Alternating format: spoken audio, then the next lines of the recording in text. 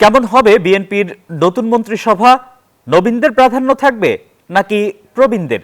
কেবল BNP নেতারাই থাকবেন নাকি মন্ত্রিসভায় রাখা হবে সমমনাদেরও? রাজনৈতিক অঙ্গনে ঘুরপাক খাচ্ছে এমন নানা প্রশ্নের। বিএনপি নেতারা জানিয়েছেন সমমনাদের সঙ্গে নিয়েই সরকার গঠন করবে দলটি।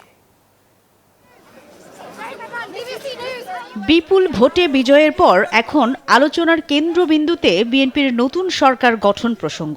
এরই মধ্যে নির্বাচিত জনপ্রতিনিধিদের কাছে ক্ষমতা হস্তান্তরে সব ধরনের প্রস্তুতি নিয়েছে অন্তর্বর্তী সরকার।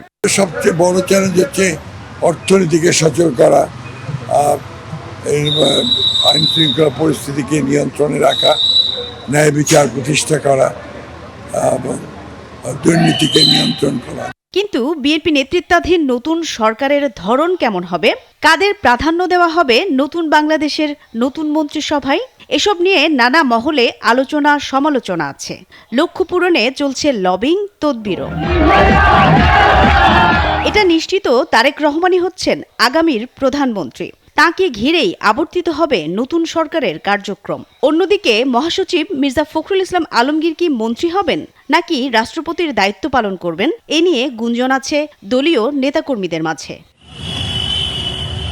দায়িত্বশীলদের সঙ্গে কথা বলে জানা গেছে নবীন প্রবীণের সমন্বয়ে গঠন করা হতে পারে বিএনপির মন্ত্রিসভা। থাকতে পারে কিছু নতুন মুখ, আসতে পারে নতুন চমক। মন্ত্রিসভায় অভিজ্ঞ তরুণ প্রবীণের সম্মেলনের মন্ত্রিসভা হবে। ধারণা করা হচ্ছে স্থায়ী কমিটির প্রায় সবাই থাকতে পারেন মন্ত্রিসভায়। স্থানীয় সরকার মন্ত্রণালয়ের দায়িত্ব পেতে পারেন সালাউদ্দিন আহমেদ। আরএফএল চেয়ার, ক্ষমতার নয় সমতার চেয়ার। ডক্টর খন্দকার মোশাররফ হোসেন অথবা ডক্টর AZM জাহিদ হোসেনকে দেওয়া হতে পারে স্বাস্থ্যের দায়িত্ব। সাবেক বাণিজ্য মন্ত্রী আমির খসরু মাহমুদ চৌধুরীকে সামলাতে হতে পারে অর্থ অথবা পররাষ্ট্র মন্ত্রণালয়। বিদ্যুৎ ও জ্বালানির দায়িত্ব দেওয়া হতে পারে ইকবাল হাসান মাহমুদ টুকুর কাঁধে। ভোট না করেও টেকনোক্যাট মন্ত্রী হতে পারেন স্থায়ী কমিটির সদস্য নজরুল ইসলাম খান ও সিনিয়র যুগ্ম মহাসচিব রুহুল কবির রিজভী। মন্ত্রিসভায় যুক্ত করা হতে পারে দলে পদ পদবি না থাকা দক্ষ যোগ্য কোনো পেশাজীবী। গুঞ্জন আছে আইন প্রতিমন্ত্রী হতে পারেন সাবেক এই অ্যাটর্নি জেনারেল আসাদুজ্জামান। রাষ্ট্রের সর্বোচ্চ আইন কর্মকর্তার পদ ছেড়ে ঝিনাইদহ 1 আসনে জয়ী হয়েছেন তিনি। এছাড়া দীর্ঘদিন তারেক রহমানের সঙ্গে লন্ডনে থাকা বিশেষ কোনো সেক্টরে দক্ষ ও বিশ্বস্ত কেউ থাকতে পারেন বিএনপির মন্ত্রিসভায়।